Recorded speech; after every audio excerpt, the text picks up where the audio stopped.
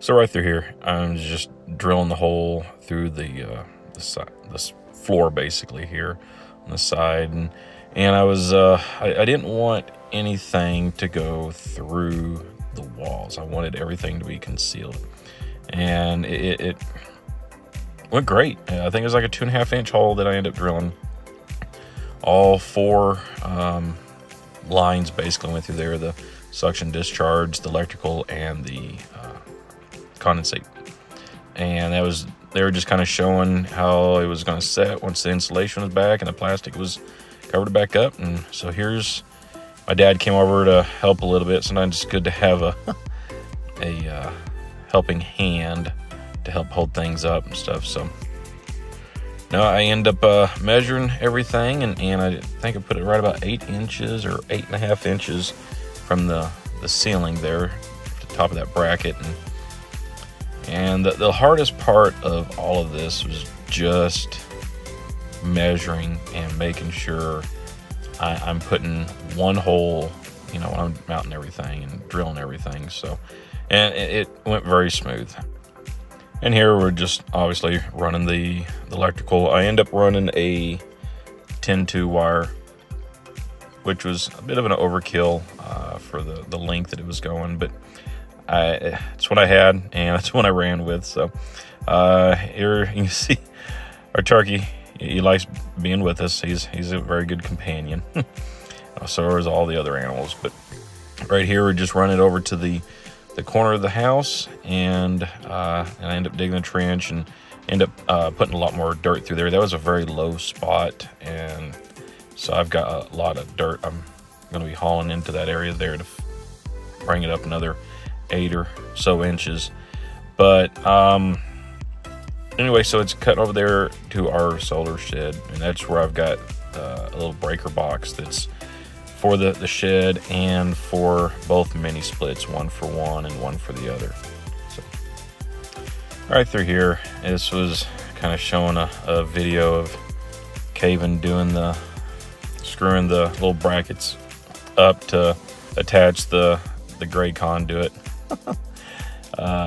underneath the house, and it was difficult because it was kind of a bad angle for him, and he was having difficulty. He was getting kind of stressed out a little bit with it and things, but we got through it, and he did a great job. But he did all the way up and down on the whole side of the house, which was 40 foot long. So he did a great job. But so we ran that up there. Everything's all secured up out of the way. And once that was all done, we went on to the next part, hooking everything up. So it always helps whenever the boys help.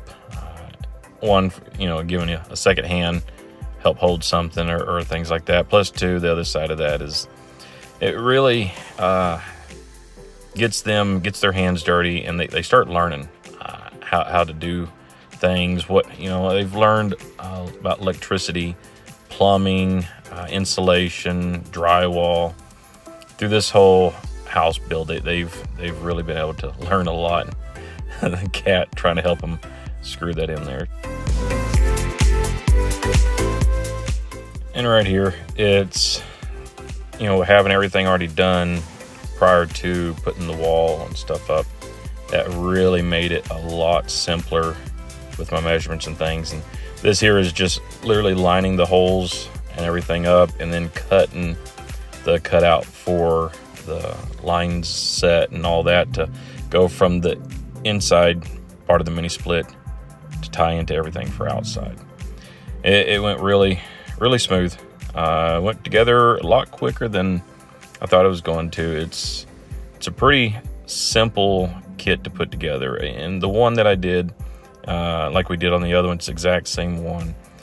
It's for the 115 volt, not the 240, because our whole house is set up for 115. I didn't see no sense in having 240 volt for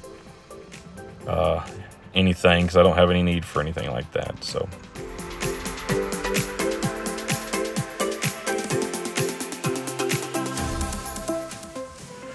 this spot right here, I didn't get a video of me making the base for the mini split to set on, but it was just a couple of 4x4s and 2x4s at the end, and 2x4 for the electrical portion to kind of mount to.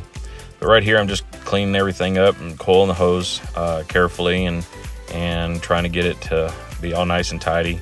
Had one little spot that ended up starting to kink a little bit, but it ended up not being as bad as I thought it was. So, and I was okay with it.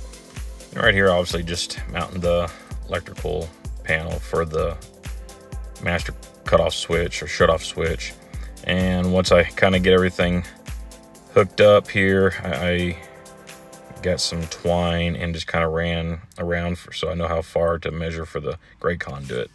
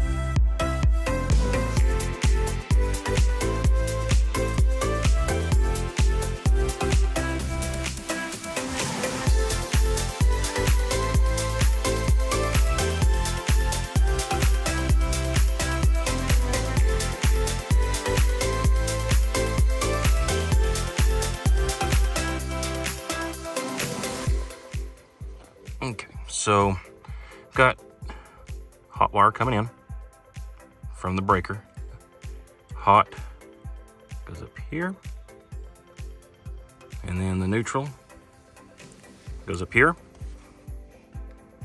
and obviously our ground up inside there.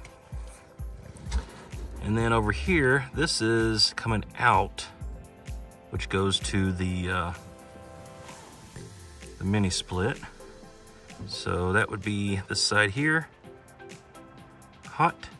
So here, neutral, and then the grounds. So, and all we're doing with this is literally just a quick disconnect. So what this does is completes the circuit from here to here. Same thing here to here, which when you push this in, it makes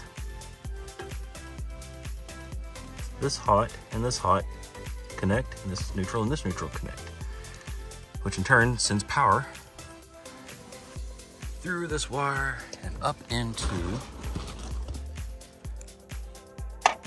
the box, the side here, the electrical panel of the mini split.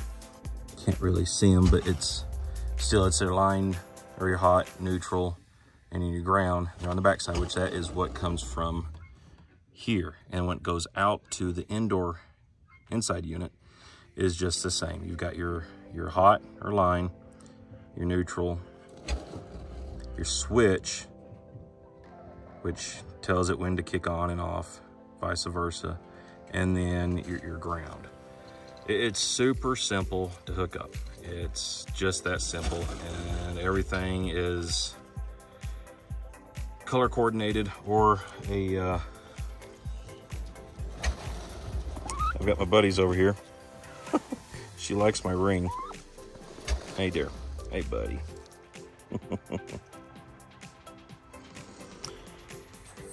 So there's good old Bruce.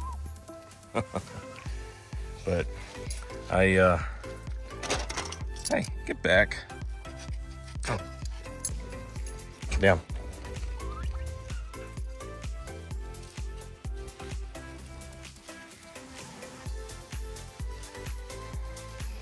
Yeah, not a good boy. But that's pretty much it. It's a very easy system to install. It is 115 volt, which see there. And it's literally just your 3 wires, your hot, neutral, and your ground. And that's all it takes. Running from the breaker box and through here into the master cutoff, or the quick disconnect from there. Get a close up of that so you can kind of see.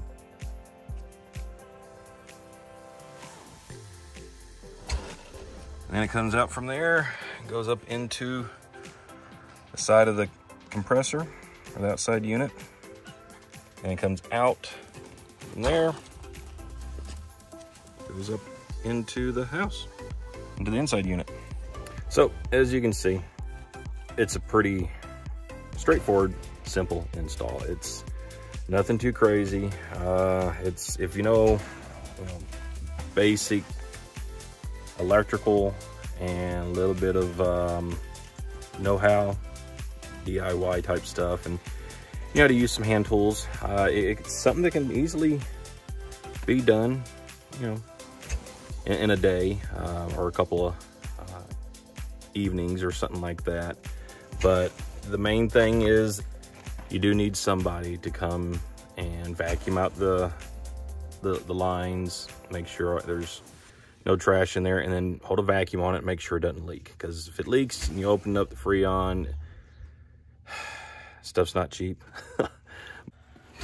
So anyway, whenever Ty from After Hours Services came out, he was great. He knew exactly what he was doing, and he took and checked everything for me, and everything. He said everything looked great, and then he pumped it full of pressure. I can't remember the exact PSI, but it was 200 and something PSI, I believe. Anyway, as far as the line set, just to make sure there was no leaks. I may be wrong on the PSI. He knows what he's doing. I don't on that part.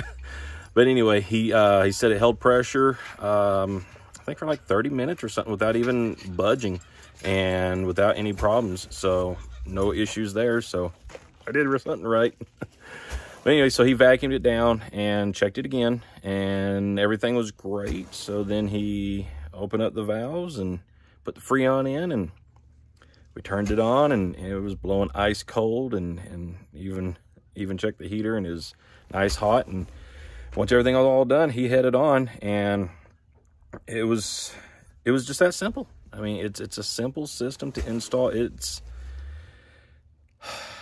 other than the fact of needing a refrigerant technician, that's really the only thing that you need somebody else for. And could I have done that myself? Yeah, I could have. I could have went to my dad's house. He's got a vacuum pump, and then he's got a gauge set. The only thing I would have had to get is just the 110 adapter, or the mini split adapter. But that's the only thing. I mean, I could have done that myself, but I just kind of wanted to double check, make sure I did everything correctly and right. And so, but it was simple install. We've been using the heater past few nights because it's been getting down. It got down to 28 degrees the other night, and we stayed nice and cozy inside. You know, I can't run it, you know, all hours of the night for our system because I don't have enough battery backup for our solar array. But I can set it at 60. So if it gets down below 60, obviously it kicks up. But it'll maintain that temperature. Whatever I set it at, it'll maintain that temperature in the house. And I like these systems because if it's not going to be too cold at night, I can take and set a timer on it where, say, 5 o'clock in the morning, it turns on, and I can set it to like 75 or whatever. And both of them going, it's a nice system. I like it. It's going to make a huge difference come summertime. And when you turn it on,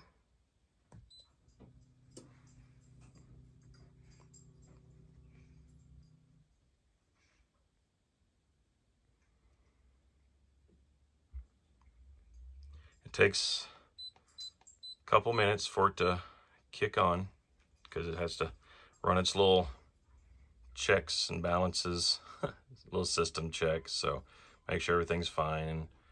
But when it kicks on, when it's on heat, the vents here will go downward, and heat rises, so it blows the hot air down to cool downward, and then heat on the way up. So, but let me show you the outside so you can hear how quiet this thing is running on the outside. And here it is running.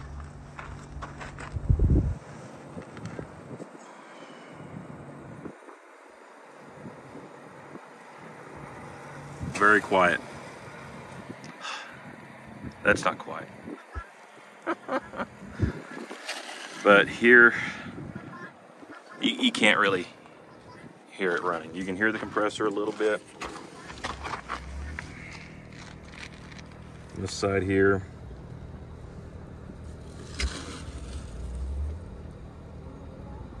I don't know if you can even hear that, if it's picking up on the phone or not.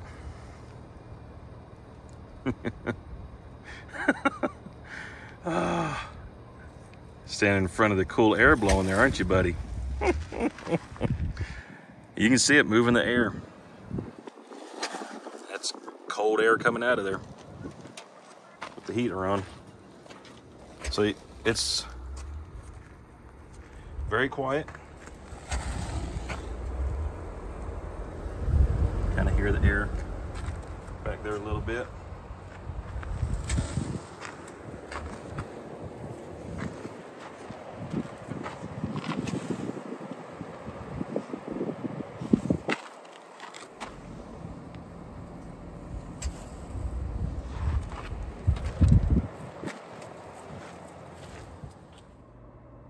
And here it is, aiming downward,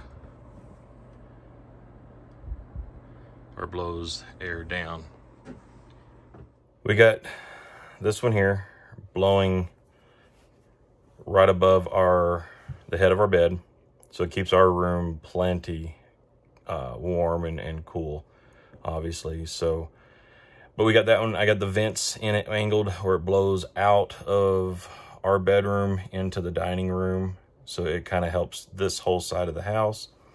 And the other mini split is on the opposite wall, on the opposite side of the house, 40 foot away, blowing same thing back toward the center of the house. So it takes care, and it's in the living room, so it takes care of that whole side of the house. This one takes care of this side of the house. And then we got the giant ceiling fan, the 62-inch 7-blade ceiling fan in the center. Just having it going in reverse, where it takes and pulls all the air from downstairs, puts it up in both the lofts, and it keeps everything, whatever temperature we set these two mini splits at. If I set them both at 70, in just a little bit of time, not much at all, the house is setting at 70. Whatever it is outside, it don't matter. It will quickly adjust the temperature in the house. But if you're looking for something that is for like an off-grid homestead, or something that doesn't use much power at all, definitely recommend these. They are phenomenal. They're 17 SEER. There is some that's more efficient, but the ones that I've found that are higher SEER rating, they go to like a 220 volt. I'm not doing anything here that's 220. I've wired up my inverters and my power system for everything for 110. That's just the way I did it. That's why I went with these units here, with them being 110. Everything's just a straightforward hookup, and when they are running, each of them, it's like 600 watts, is between like 400 to 600 watts is what they're kind of using. And then now when I really crank it, where I like it's been off all day or something, and I need to really crank it high for the heater or for the air conditioner when it's running kind of at full force, I think about 1200 watts is the max that I've seen, somewhere around like 1200 watts. So I mean, It's not very much power consumption with our array that we've got. They work really well. I couldn't say anything bad against them. So, but thanks for watching, guys. Appreciate. You kind of see a little bit of our mess back there. Still working on things, so it's never ending. We're trying. We've got a lot more videos that needs to come out. As you can see, we're kind of getting the living room done, the bathroom. It's a little bit of privacy there, so I'm hoping maybe the next couple days I can maybe get a barn door put up there for the bathroom, and I've got a regular door for our bedroom here. So, but yeah, if you like what we're doing here, please share with somebody that may like it as well, and smash that thumbs up button, and subscribe if you're not subscribed. It helps us out here, and more we get posting. I know there's a lot more that we got to get posted, but we're getting there. It's taking some time, but there's been a lot of work that we're trying to get things ready. We got some stuff going on, stuff in the works. So, but appreciate you guys very much, and until next time, Steve, Lazy Homestead. Hit that button right there, right there. Smash it if you're not subscribed. That's where you subscribe. You push that button there, you'll subscribe to our channel. All right, thanks, guys. Bye.